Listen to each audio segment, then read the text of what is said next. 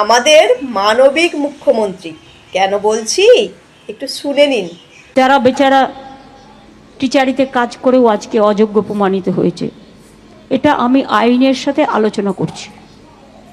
আইনত আলোচনা করে হয়তো টিচার তারা হতে পারবেন না কোর্টের নির্দেশ অনুযায়ী, কিন্তু তারা যাতে গ্রুপ সিতে পায় বা সেই রকম পর্যায়ে সেটা দিতে পারি কি না আমরা, সেটা আইন যা বলবে আইনের সাথে কনসাল্ট করে খুব শীঘ্রই আমরা এটা জানাবো। শুনলেন তো, যারা চাকরি চুরি করেছে তাদের জন্য আমাদের মাননীয় কত দুঃখ।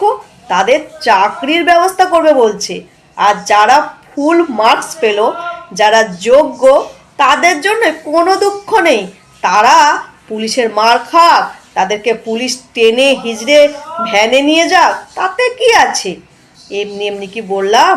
আমাদের মাননীয়া কত মানবিক, আপনারাই বলুন।